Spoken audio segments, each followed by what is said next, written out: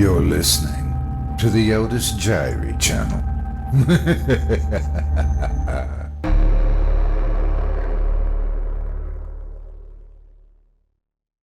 The Thing in the Wexler House by John Taylor.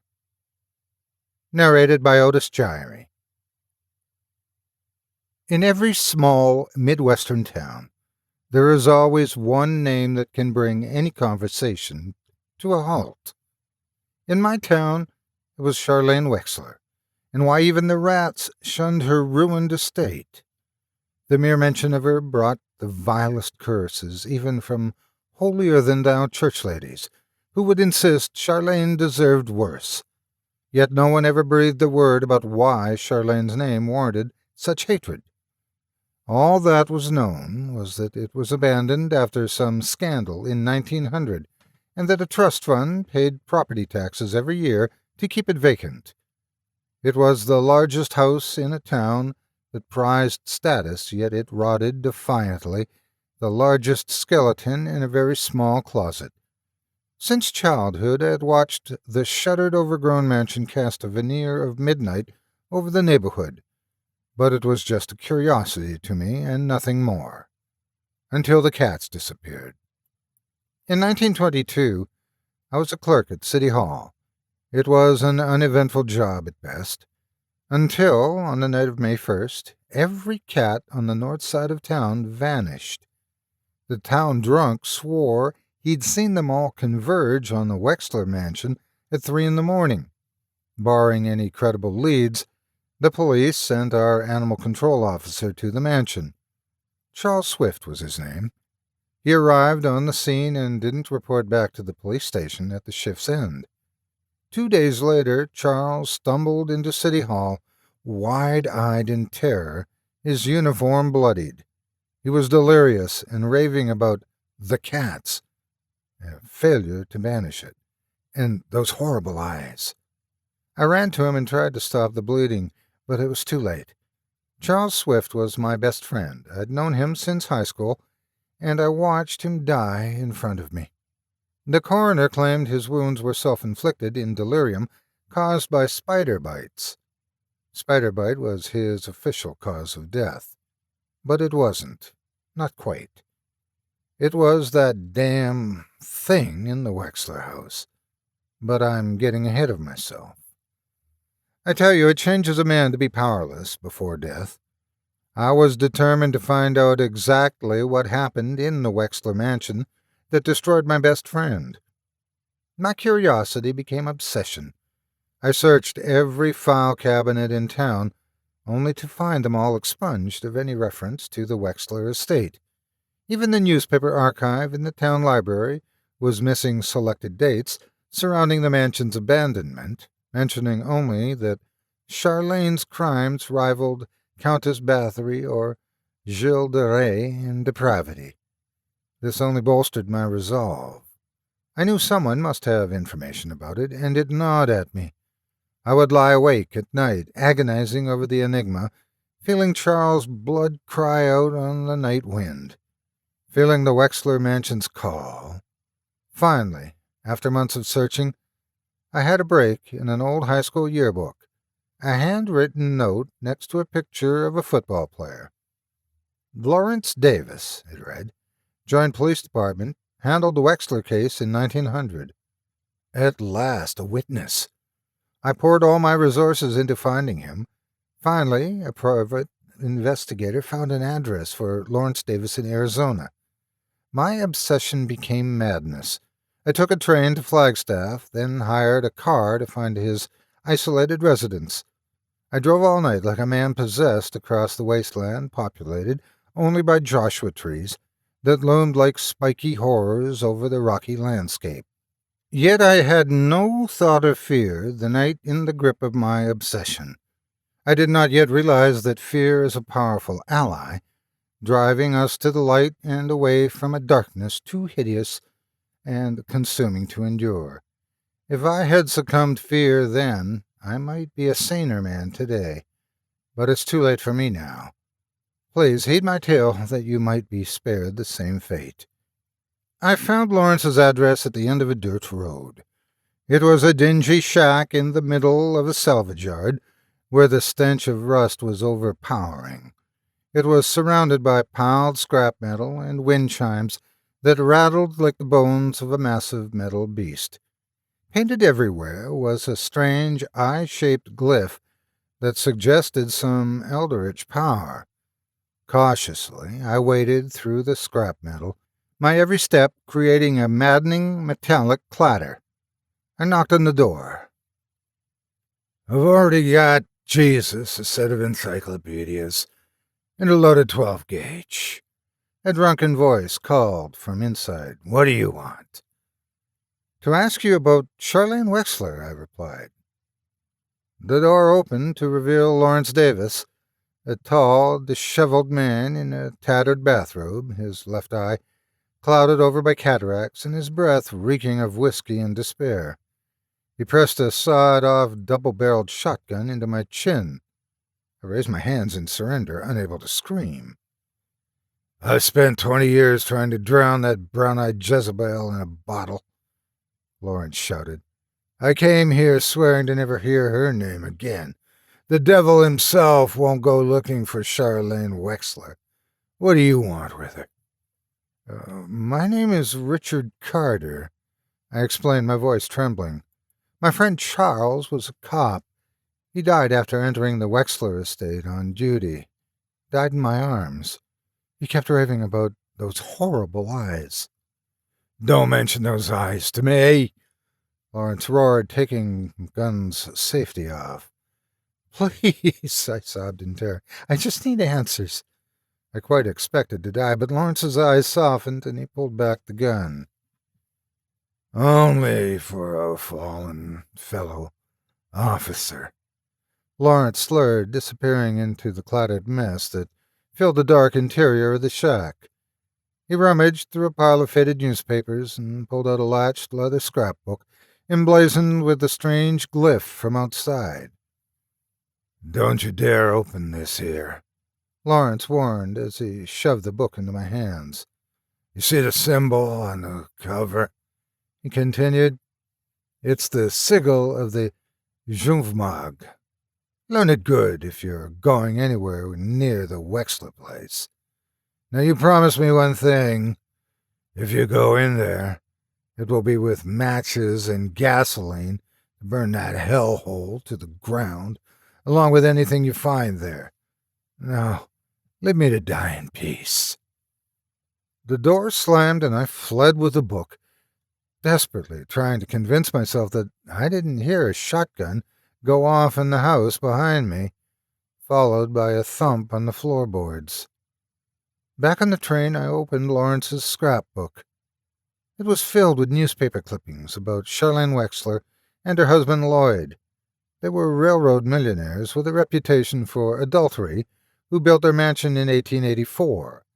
It was built on the site of an ancient stone circle with a reputation for black magic. Legend had it that it was shunned by the Indian tribes of the area as a haunt of skinwalkers. Charlene had chosen the site for that reason, as the clippings said. She was an avid occultist and a priestess of the Order of Whispers, a hermetic sisterhood that delved into ancient mystery religions of a figure they called the Great Weaver. Charlene often housed seances and reenacted eldritch rituals of a decadent nature. Often they became outright orgies and were attended by major occult figures and wealth benefactors who paid great sums to keep their anonymity from the press. The gatherings had a reputation for the hellish and bizarre. Local prostitutes told tales the newspapers couldn't print or even describe with any decency.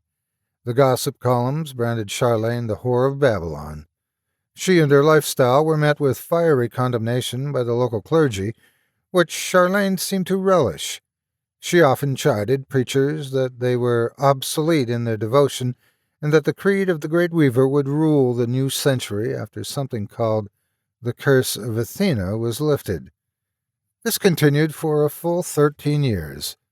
Every Beltane and Halloween, Charlene's reputation became darker until she announced a party to end all parties for the turn of the century. It was to be the long-awaited sacrifice of the Incarnation. Charlene proclaimed with ecstatic malice that New Year's Eve, 1899, would be the night when steeples burn and the old gods choke on their hellfire. The locals paid Charlene only the usual outrage. Until New Year's Day, 1900, when the police were called to the Wexler mansion at 3:18 a.m. The papers reported they found the scene in a panic with 13 dead, including Charlene's husband, Lloyd. They were horribly mutilated, apparently victims of an animal attack, yet no charges were filed by the survivors, and Charlene Wexler disappeared from public life. Amid the outrage, strange things began to happen. The conservator of the estate called in a team of scientists, doctors, and researchers from a university that wished to remain nameless. They boarded up the windows of the mansion and spoke to no one. Then the shipment of chains and manacles arrived. Many believed that Charlene's antics were about to take an even more sadistic twist, but no invitations were sent, no parties thrown. The mystery came to an abrupt end in mid-September, after a night of unearthly screaming echoed from the mansion. The town was greeted with the news of a triple suicide by members of the research team. The mansion was shuttered and a trust established by the surviving researchers to keep it from being sold. It seemed by then that no one wanted to press the matter further. But I knew I could not rest until I entered the Wexler mansion and discovered its secrets. So, lantern and scrapbook in hand, I broke in. Searching the outside of the grounds, I found a shutter pried away from the coal chute's opening. It had the sigil of Zungmav painted on the inside. On a bent nail in the wall was a shred of blue cloth. It was part of Charles' police uniform. I had found the way he got in. I followed the coal chute down to the mansion's massive basement. Inside, I followed Charles' footprints in the thick dust on the floor, past a freakish collection of relics, dressmakers' mannequins, and occult paraphernalia. Charles' footsteps led up the stairs to the kitchen and out into the main hall, where heavy cobwebs began to form. I took a breath and entered the grand hall. Words cannot describe the hellish scene that seared itself into my mind. A grand entryway with a massive sigil of Zumbag carved into the floor from wall to wall. The same sigil was painted on every door and window barricade. The once elegant floor was marred by bloodstains and chalk outlines of murder victims left by police, still faintly visible. The dusty room was wrapped floor to ceiling by cobwebs as thick as yarn. Cocooned in them were the corpses of dozens of cats, and possibly even a handful of humans. In the dust, I could see Charles' footprints leading upstairs, along with a smattering of bare human footprints at odd angles. A chill seized me as I followed them upstairs. They twisted under the walls and even the ceiling. The cobwebs grew thicker and funnel-like around Charles' trail, leading into a library I pray is like no other. My lantern traced the shelves and found such arcane titles as The Passion of Nisthis, The Book of the Solstice, The Testaments of the Maestrotath, and The Stone of Cybele. The edge leather and cracked binding alone was the stuff of nightmares. What drew my attention, though, was the altar, built from the bones of hundreds of cats, covered in half-melted candles and surrounded by a pentagram of dried blood. Upon it lay two small, mummified corpses of— no, I will not call them babies. Not that blasphemy of biology, that gnarled mix of human and arachnid features, those small bundles of limbs and deformed skulls wrapped gingerly in tattered blankets. I shuddered at the thought of what abomination birthed that wretched horror. Then I looked up and saw it. A grotesque, malformed thing dropped from the webs, chittering madly. A horrific exoskeletal mass of spindly, segmented limbs with human hands and feet. A lithe, feminine torso and bulbous abdomen, and an elongated head that drove every last shred of sanity from me. My mind shattered, and I ran with the horror scuttling behind me, floor to wall to ceiling. In my panic, I became entangled in a web, and it was upon me. The face of depravity leered at me with glistening, furry mandibles and hungry, lustful eyes. Those 8 sensuous brown eyes. In despair, I raised the book with the sigil on it, and the thing cringed away. I tore free and fled to the grand stairway with that accursed thing in hot pursuit. As I crossed the grand sigil of Zugmo, on the floor the thing reared back, seemingly unable to cross it. I threw my lantern at it and fled blindly until I hit the street, not even stopping to watch the flames grow higher. Yes, that's why I burned down the Wexler House, why I carved the sigil of the Zugmo onto my face, why I will spend the rest of my life here in Clearwater Sanitarium, receiving shock therapy. It sounds horrific, but I still fared better than Lloyd Wexler. After all, spiders eat their mate after the act.